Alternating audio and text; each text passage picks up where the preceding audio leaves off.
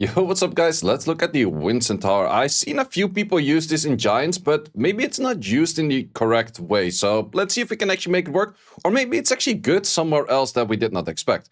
So for the skills, we do have skill 1, which is speed scaling, which a lot of people were just using him at like 150-ish speed. He would definitely do a lot less damage.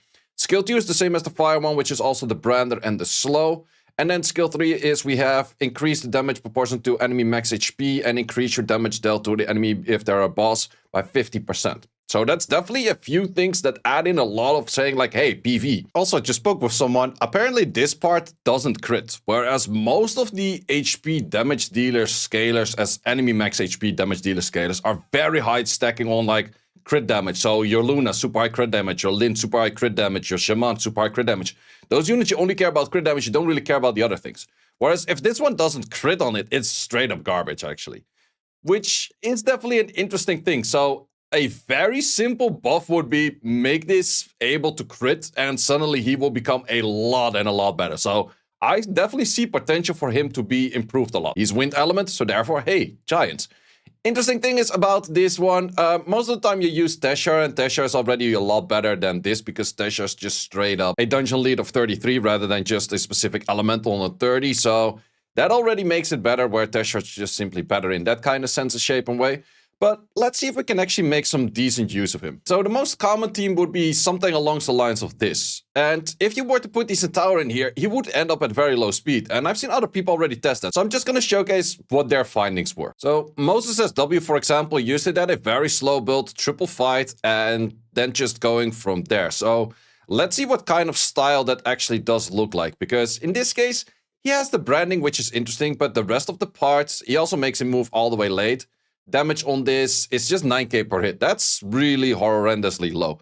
Also in that case, mid-boss is not a technical boss, so therefore you don't deal extra damage. You would only deal extra damage on this final boss over here. So, which he is pretty much already almost insta-killing, but it's just 26k-ish kind of shenanigans. It's not that much damage. It's actually, it feels really mediocre. On that position, a Lin or something would have absolutely killed. Also, it is a 555 build, so it's a little bit worse. Or a simple homunculus in that case would just do a lot more damage. Like just 100k, where we had like a 25k per hit times 3 on the other one. So definitely feels a little bit worse. So the speed scaling on the skill 1 is actually pretty significant, which helps a good bit for extra damage. But then is he maybe more usable in a different kind of scenario where you maybe use team-ups or maybe use anything along the lines as him as a brander? Well, too bad he doesn't have perfect AI branding. Otherwise, he would definitely have a really good spot in R5. But unfortunately, there's no perfect AI for the brand. If they would add anything to this where it becomes a perfect AI brand, it would be really good for R5. But in Giants, I don't think he really has his spot in Giants. And the main reason is, Giants is just so well developed by a Tesher or a Julie plus whatever. And you're just looking at the exact speed that is just over what the boss has. And it's kind of awkward to make this thing move a lot faster. Because if you were to make this thing move a lot faster, yes, he would do a lot more damage to this boss. Because if we check the multipliers, it's a 190 over 85. This one is a 1.9 on 3 times. So that's not speed scaling, which makes him a little bit of an inconsistent kid. But let's say we take this Centaur, which was on the 199 plus 50 and then about 2.1k extra attack. If we do that in the damage calculation over here, so it looks something like this. On a defense break, I'm just using other units, but we can calculate the damage. However, if we add the speed by a good substantial amount more, let's say it about this, we increase the damage by a good bit. So it's definitely a speed scaler rather than a full-on attack scaler. So therefore also the crit damage would have a lot more value than the attack itself. Or about same side. Is this still good enough to make him actually do an insane amount of damage? No. So, actually for Giants, I think he's kind of bad. But so far, I've only seen people test him in Giants. I think there's one particular spot where he might actually be a best in slot or close to. And of course, Water R5 is definitely one of those. If you do a Water R5 team with legit whatevers, and whatevers means you can just go in with any unit and it kind of works, that is definitely very strong. If you go in with a specific very fast cleave clear team, like this is over here on the screen, then probably it doesn't really fit in there. But if you just throw whatever runes at it and you're just looking for a 30-second runes, and you're just looking for 30-second runs, I think he can fit in any particular slot, make him decently fast. He has the brand, he has the slow, he has damage extra on that.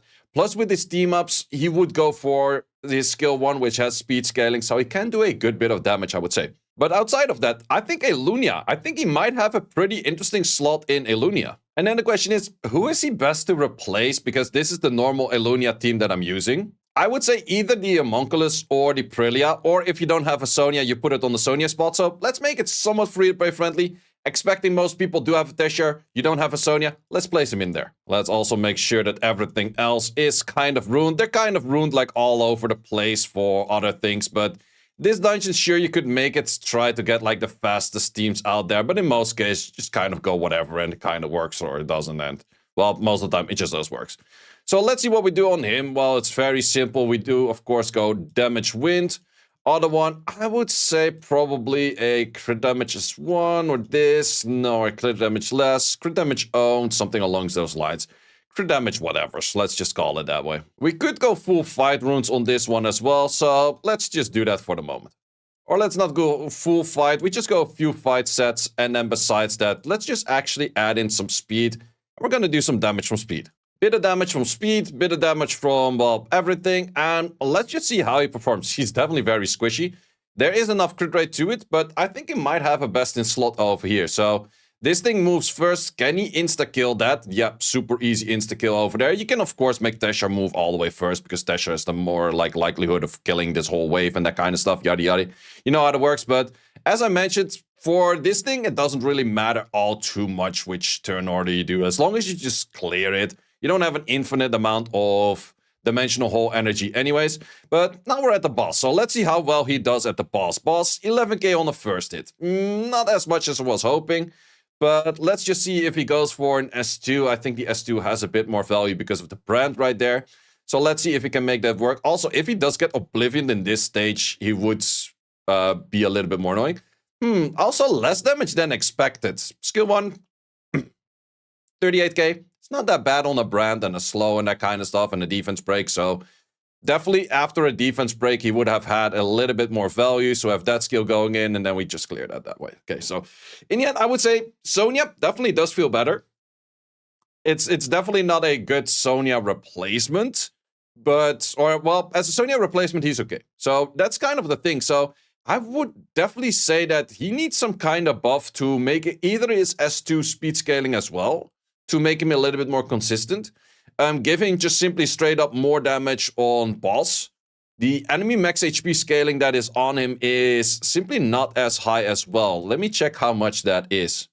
Oh, it's actually not stated in Swar Farm how much it is for the enemy proportional max HP scaling, but I definitely do think that with a slight buff either to his damage max HP scaling, he would become a lot more interesting. Because right now he just has very mediocre damage compared to his brother. Also, if he does get Oblivion, that's where you do see that the part where we were doing about like 8k per hit was a lot better than we are doing like 2 point something k per hit right now. Yeah, you definitely do notice that the Oblivion does reduce his damage output by a substantial amount.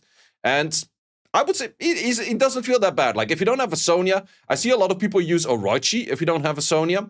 In the exact team over here, I could say that he does a decent job at it as well. And he's just kind of sitting at whatever runes, and he seems to be kind of working.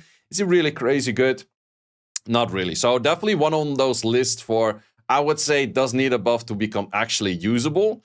But I would also say that he's not the worst, especially since it is a full free-to-play unit. Because this is the fusion one, right? Let me double check that before I'm saying nonsense. Well, I say nonsense most of the time. No, wait, this one. Oh, no, wait, that's the 4-star or the 5-star.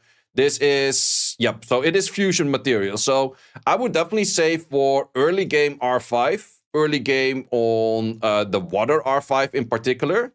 And I would also say early game Elunia. Those things, I'm just clicking all kinds of random buttons right now. So Elunia early game, I definitely do think he has good value in there. Giants early game, I don't think so. Like, that's the only thing that I would say is, like, Giants, he feels still kind of a bit off. So we do have to slow over there right now. We did have that unit die to the Oblivion, but still we clear it, like, fairly easily. So I would definitely say early game Elunia, he feels some strength in there. Early game Giants, as mentioned, needs a little bit more. I'm smashing over my bottles and shit. He definitely needs a little bit more, more juice, more damage. But the thing is, his brother is that crazy strong with the passive that one has, so the skill 1 and skill 2 will never be buffed. So it's just buffing the S3 or giving him any kind of... Wait, where does he awaken into? He awakens into the leader skill of crit rate. So they can't really give him anything else than the leader skill awaken for crit rate, that they cannot buff his skills because he already has a leader skill awakening. Which, in this case, if you don't have a Teshar, it definitely does help out for this kind of stage as well. So let's say you don't have a Teshar and you want to go full free-to-play. What would I add in this? I could see the 3 of them plus just a Riley or so. I definitely do think that that would kind of work. Yeah, Riley first and then this for full free-to-play team. Could see that working. So free-to-play friendliness, not that bad. You do also get the lead then on the other 2 if you want to go then for low crit rates. There's definitely options out there. But then again, we have seen the current event. Everyone and their mom has a Tesha right now, so you could run a team like this. But just wanted to give my thoughts on this new unit. Is he crazy good? No, absolutely not. Will I be using him? Probably not. I have better options, but more early game if you don't have those options. He's definitely an option to be used. It is just... Nice rune. We love those. It's just one of those units that he's a little bit inconsistent because he's speed scaling on one skill, not speed scaling on the other skill. Whereas the fire one has a lot less issues with that because A, he gets the speed buff himself, which is really insane. Plus he gets the ignored defense from speed. So the S2 does do a fair bit less damage because S1 is speed scaling, S2 isn't speed scaling. But at least he gets ignored defense. So therefore his S2 also starts rocking up more damage.